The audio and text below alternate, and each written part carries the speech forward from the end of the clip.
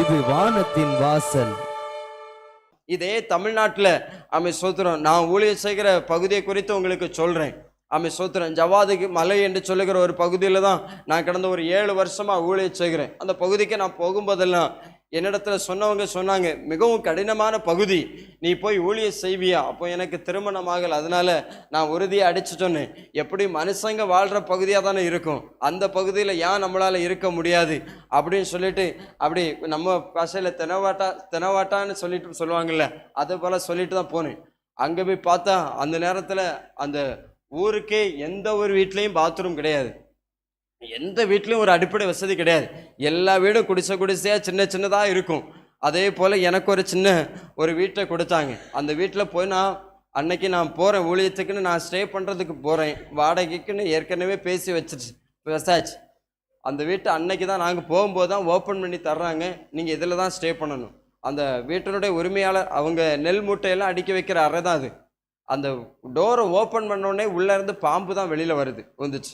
சுற்றி காடு, அந்த காட்டுக்குள்ளே தான் ஸ்டே பண்ணுச்சு. வெளியில் வந்த உடனே அந்த பாம்பை நான் என்ன பண்ணேன்னா உடனே கம்பெடுத்து அடித்து அதுவும் பெரிய பாம்பு. உடனே எல்லாரும் சொன்னாங்க, முதல் நாளே நீ சர்ப்பத்தை நசுக்கிட்ட, அவ்வளோதான், இனி உனக்கு ஊழியம் வளர்ந்து ஹோஹோன்னு பெருக்கிறோம். பார்த்தா அந்த வீட்டுக்குள்ளே போய் பார்த்தா இங்கேருந்து கை விட்டால் அங்கே வெளியில் நம்ம கை போகும், அந்த அளவுக்கு இருக்கும். ஒரு பாம்பு குகைகளுக்குள்ளே தான் இருந்தோம். நான் அந்த நேரம் என்ன கொண்டு விட்டவங்கள்ட்ட சொல்லிட்டேன், வேற யாராவது பாஸ்டர் வருவார், அவரை நீங்கள் கொண்டு வச்சுக்கோங்க, நம்மளால் இது முடியாது, நாங்கள் 2 பேர் உண்டு. அவன் சோதனை, அவங்களாலெல்லாம் இது முடியாது, நாங்கள் இருக்கிறோமாங்கிறது டவுட்டு தான், என்னால் இந்த இடத்துலேருந்து ஊழியம் செய்ய முடியாது, நான் போயிடுவேன் அப்படின்னு சொல்லி. ஃபஸ்ட் நாள் போச்சு. 2வது நாள் அதே இடத்துல சமைக்கிறோம். சமைச்சு எல்லாம் எடுத்து வச்சு உட்காந்துட்டு சாப்பிட்டுட்டு பார்த்தா அடுத்த பாம்பு நாங்கள் இருக்க பக்கத்துலேயே வந்து உட்காந்துட்ருக்கு. அவன் சோத்துறோம். அப்படி 7 நாளும் பாம்பு பிடிச்சிருக்கோம். அப்படியே இருந்து அதுவும் பல பிரச்சனைகள் அந்த இடத்துல.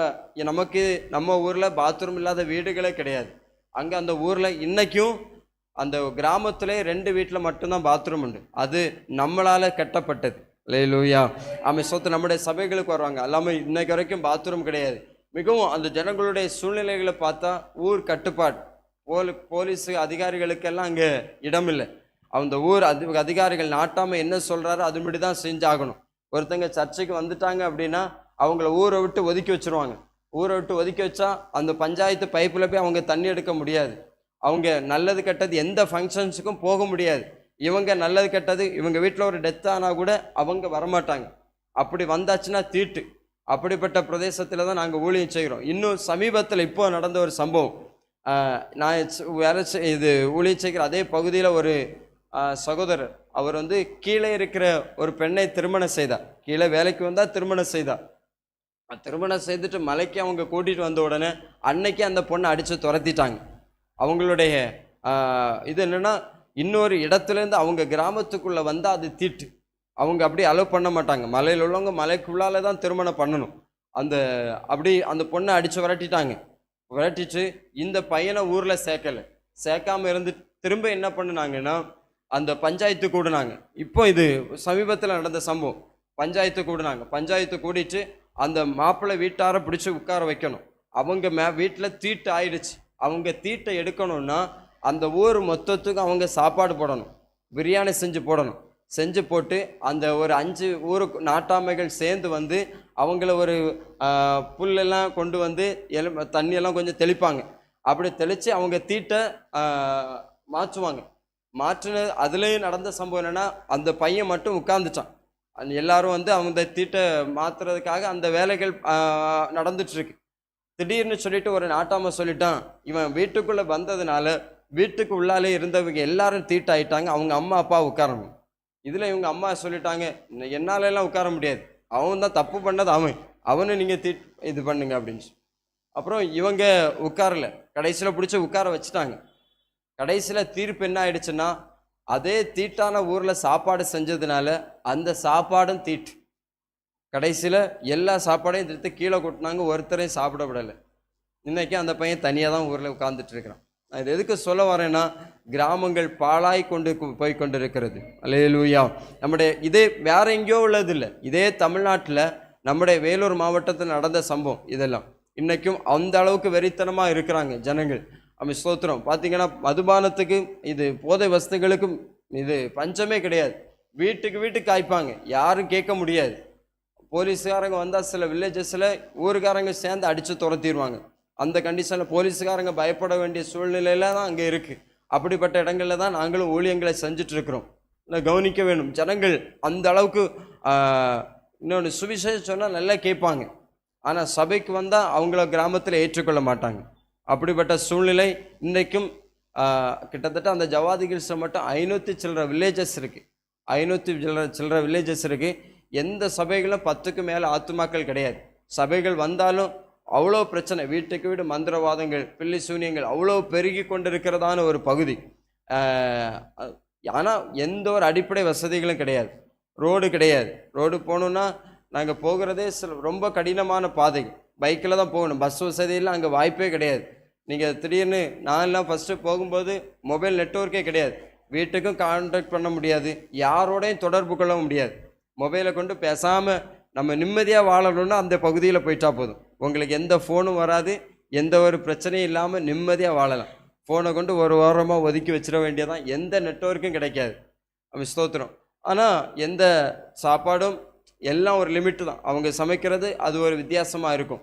இப்படிப்பட்ட சூழ்நிலைகள் தான் எத்தனையோ கிராமங்கள் இன்றைக்கி இருந்துகிட்ருக்கு. எனக்கு தெரிஞ்சதோட உங்கள் பாஸ்டருக்கு அதிகமாக தெரியும். அவங்க சூளகிரி பகுதியிலே நான் போய் ஊழியம் செஞ்சுருக்கிறேன். ஸோ இப்படிப்பட்ட பகுதிகள் அநேகம் இருந்து கொண்டு இருக்கிறது. இந்த பகுதிகளை நம்ம உண்மையிலே சொல்லப்போனால் ஆத்தும வாரம்னு சொல்கிறது அதுதான். அல்லேலூயா சொல்லுங்க பார்க்கலாம். ஆத்தும வாரம்னு சொல்கிறது நம்முடைய மாவட்டத்தில் நம்ம சொந்தக்காரங்க, நம்ம குடும்பக்காரங்க, நம்முடைய பகுதியில் இருக்கிறவங்க, நம்ம ஒரு கூட்டத்தை கூட்டிடணும், அது இல்லை. எத்தனையோ ஜனங்கள் அழிந்து கொண்டு இருக்கிறாங்க. இன்னைக்கு வரைக்கும் நீங்கள் அந்த பகுதிகளில் போயிட்டு சிலர்கிட்ட கேட்டால் இயேசுன்னு கேட்டால் தெரியாதுன்னு சொல்லுவாங்க. இயேசுன்னு கேட்டால் அவங்க எந்த ஊருன்னு கேட்பாங்க. இப்படிப்பட்ட கண்டிஷனில் தான் நம்முடைய தமிழ்நாடே இருந்து கொண்டு இருக்கிறது. அல்லேலூயா. கர்த்தர் நிச்சயமாகவே அவர் இந்த கடைசி காலத்தில் அவர் தம்முடைய வல்லமை விளங்க பண்ண அவர் வல்லவராகவே இருக்கிறார். எத்தனை பேர் ஆமே சொல்கிறீங்க? ஜனங்கள் இப்படிப்பட்ட இது சுச்சுவேஷனாக இருக்கனால ஜனங்கள் ரட்சிக்கப்படுவது ரொம்ப அரிதாக இருக்கிறது. அதுலேருந்தும் கொண்டு வரணும்னா ரொம்ப கஷ்டம். இன்றைக்கி என்னாலேயே நான் சொல்லப்போனால் குடும்பமாக வர்றாங்கன்னா ஒரு 3 ஃபேமிலி தான் சபைக்கு வர்றாங்க. அந்த 3 ஃபேமிலியும் அந்த ஊரோட எதிர்த்து நிற்கிறாங்க. ஆனால் ஆண்டவரிடத்துலேருந்து அற்புதங்களை பெற்றவங்க, அதிசயங்களை கண்டவர்கள், அவர்கள் இன்னைக்கு உறுதியாக நிற்கிறாங்க. ஆனால் மற்றவர்கள் ஜனங்கள் வருகிறாங்க. இன்னைக்கு ஊருக்குள்ளே போனீங்கன்னா ஏதாவது ஒன்று கொடுக்குறோன்னா மொத்தமும் வந்துடுவாங்க. அங்கே ஊர் நாட்டாமல் சொல்லி வச்சிருக்கிறது, கிறிஸ்தவர்களா என்ன கொடுத்தாலும் வாங்கிக்கோங்க, ஆனால் அவங்கக்கிட்ட போயிடாதீங்க, அவங்கக்கிட்ட சபைக்கு கூப்பிட்டா நீங்கள் போயிடாதீங்க. இன்னும் நான் இருக்கிற இடத்துல நம்ம இடம் கூட வாங்க முடியாது. இடத்த கூட கீழே இருக்கிற மக்களுக்கு அவங்க விற்க மாட்டாங்க. இன்னொரு கீழே இருக்கிறவங்க அந்த ஊருக்குள்ளே வந்தாலே அது தீட்டு. அவங்க ஒரு திருவிழாக்க கொண்டாடுவாங்க. அந்த திருவிழாக்கள் கொண்டாடுகிற நாட்களில் நான் கூட அந்த ஊருக்கு போக முடியாது. யாருனாலும் அந்த ஊர் என்ட்ரன்ஸில் ஒரு கேட்டு போட்டுருவாங்க. வெளி ஆட்கள் யாரும் உள்ளே போக முடியாது. உள்ளே போனால் தீட்டு. இவ்வளோ அவங்க ஸ்தோத்திரம். இதில் நான் கற்றுக்கொண்ட ஒரு விஷயம் என்னென்னா, இன்றைக்கி நாம் பரிசுத்தத்தை குறித்து எவ்வளவோ பேசுகிறோம். ஆனால் தெய்வத்தை அறியாதவர்கள் கூட தீட்டு என்று சொல்லி இவ்வளவு தீவிரம் பாராட்டுகிறாங்க. அல்லேலூயா. அவ்வளவு தீவிரமாக இருக்கிறாங்க. அப்போ நாம் என்னது காலகட்டத்தில் பரிசுத்தத்திற்காக எவ்வளவு தீவிரமாய் நின்று கொள்ள வேண்டும். அல்லேலூயா சொல்லுங்க பார்க்கலாம். ஆமே சோத்திரம். அவர்கள் தீட்டுன்னு சொல்லி ஒரு இன்னொரு இடத்துல அவங்க கல்யாணம் பண்ணிட்டாலே அது தீட்டு, அதை உடனே அவங்க பிரிக்கிறதுக்கு ட்ரை பண்ணுறாங்க. ஆனால் இன்னைக்கு நம்ம ஏரியாக்களில் பார்க்கும்போது ஆமே ஸ்தோத்திரம், ஒரு காலத்தில் பாவம் என்று கருதப்பட்டவைகள் அனைத்தும் இன்னைக்கு பரவாயில்ல, இதெல்லாம் ஒரு பிரச்சனை இல்லை, இதெல்லாம் ஒரு விஷயமா, இது எல்லாரும் பண்ணக்கூடியது தான் அப்படிங்கிற சூழ்நிலைகளில் மாறி போய்விட்டது. அல்லேலூயா சொல்லுங்க பார்க்கலாம். ஆகையினால இந்த கடைசி காலத்தில் ஆமே ஸ்தோத்திரம், ஆண்டவர் நம்மளே எதிர்பார்க்கிறது, நீங்கள் அதிகமாக கிராமங்களை நேசிக்கிறீர்கள் என்பதை நான் அறிந்து இருக்கிறேன். அதிகமாக கிராமங்களில் போய் ஊழியங்களை செய்கிறீங்க. கர்த்தர் வருகிற ஆண்டில் இன்னும் உங்கள் கரங்களை பலப்படுத்துவாராக. அல்லேலூயா.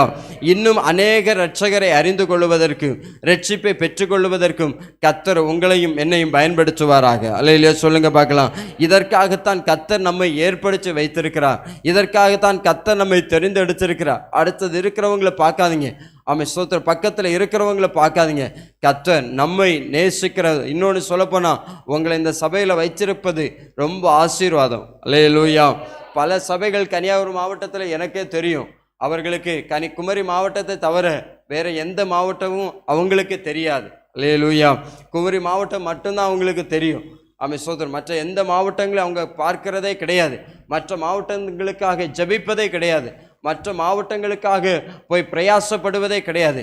ஜனங்கள் ரட்சிக்கப்பட வேண்டும், ஜனங்கள் ஆமென் ஸ்தோத்திரம் அப்படிப்பட்டதான அக்கினி கடலில் போய்விடக்கூடாது என்று சொல்லுகிற ஒரு ஆத்தும பாரமே இல்லை.